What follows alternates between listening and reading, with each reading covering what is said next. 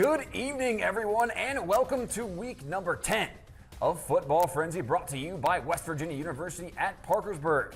It was yet another exciting night of action in the Mid-Ohio Valley as we are on the doorstep of the postseason. I'm Griffin Albright, joined alongside by my partner, Andrew Knoll. Andrew, it's almost that time of the year where teams compete for state championships. Absolutely, Griffin. It was a great night of football action. Teams are shifting into high gear as they prepare to make a run into the playoffs. Also, a little bittersweet as many seniors in Ohio tonight put on the pads for the last time. We had a big rivalry game as two teams were looking to close out their season with an emphatic win. That's absolutely right. Both the Marietta Tigers and Warren Warriors were looking for their third win of the year. Warren coming off a loss to Fort Fry last week, while Marietta was coming off their second win against Point Pleasant. These two teams have alternated wins each year in this series going back to 2019. Let's see if that trend continued tonight.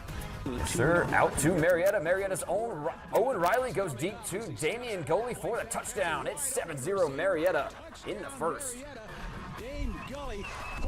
Tigers back on offense. It's Will Tornis on the counter.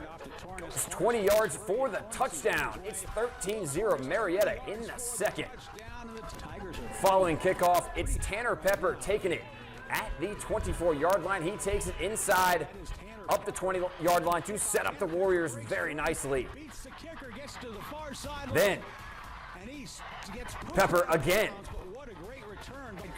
He will finish off this drive with the direct snap out of the Wildcat. Goes 3 yards for the Warren touchdown. Make it 13-7. Now the Tigers QB, Riley, going to take it himself into the end zone to make it 27. Tigers. Look at that power to get it. Yeah, grown man strength. Warren trying to answer, but Declan Johnson's pass is picked off by the Tigers' Tornis for his first of two pick-six touchdowns to make it 27-7 at the half. Into the third quarter. Yes, it does. Warren to get back in it. It's Eric Carr with the run inside the 15-yard line. But on fourth down and near the goal line, the Tigers defense forces an incomplete pass by Johnson.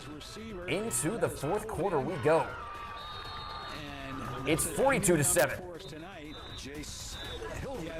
Warriors would find Johnson would find Jace Hilverdine, who takes it down to the goal line. Then it's Pepper again for the Warren touchdown to close out the scoring. Marietta wins it 41-14. All right, Griffin. Well, the Parkersburg Big Reds traveled to Ripley tonight to take on the Vikings after their huge senior night win last week. The Big Reds started off with a bang on offense with sophomore quarterback Alex Greer hooking up with this receiver Titan Parsons. What a ball. For the 30-yard touchdown on Parkersburg's first drive of the game to take the lead. On the Vikings' first play on their first drive, it would be Parsons again, this time intercepting Jackson Moore's pass to give the Big Reds the ball back in great field position. Yes, sir. Senior Silas Chevron would take command on the next drive with a huge gain for the Big Reds, getting them into the red zone. Chevron would finish off the drive himself with a 7-yard plunge, putting the Big Reds up 14-0. Easy, as you said. The Big Reds were quick to score on their next two offensive drives with touchdowns here by Austin Jones and a short touchdown by quarterback Alex Greer to give the Big Reds a lead of 28-0. This would all lead to Parkersburg getting its fifth win of the season, going into its last game of the season by a final score of 56-21. Look at PHS go. You can tell they want to host a playoff game. Oh, yeah, they do. All right, well, it's homecoming week at Parkersburg South. They hosted Lindsley. Cadets running the 2-minute drill at the end of the half. Braden Wade throws on the run and hits Luca Trulos, who turns upfield and busts a big play. Now on the 5, faking the handoff, then throwing for the end zone, and Trulos has it. Cadets go up 17-7 right before the half. To the second half, Wade rolling out off of play action again. This time he'll pull it down and run. He's chopped down inside the 10, first and goal. Lindsley. Next play. Ball goes to Malachi Washington, and he powers it in. 24-7 now, Lindsley leads. Patriots next drive, Kinson Luttrensing stepping up and throwing to Taj Joyce, who gets upfield for a nice gain. Lindsley wins it 31-14. Well, Griffin, let's head out to Beverly as the Fort Fry Cadets hosted the Point Pleasant Big Blacks on senior night. First offensive play of the game is for the Cadets here, and it's running back Tice Beardsley taking the handoff, and the big man will rumble his way down to the end zone. Look at him go. Almost untouched to give Fort Fry the early 7-0 lead, flexing their muscles here a little bit, Griffin. Yes. Next possession for the Big Blacks here, it's quarterback Caden Hill dropping back, and he'll find his tight end Gavin Barnett wide open, who takes a huge hit, but he's able to score to tie this one up 7-7. Next Fort Fry possession, it's running back Gavin Rao taking the jet sweep, and he finds the huge hole, and he takes it in for 15-7 Fort Fry.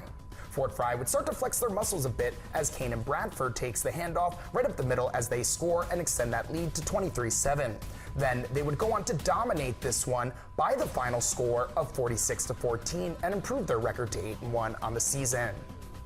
Well, stay with us. There's a lot more ahead on Football Frenzy, including the St. Mary's Blue Devils taking on the Ritchie County Rebels and Belpre taking on Waterford.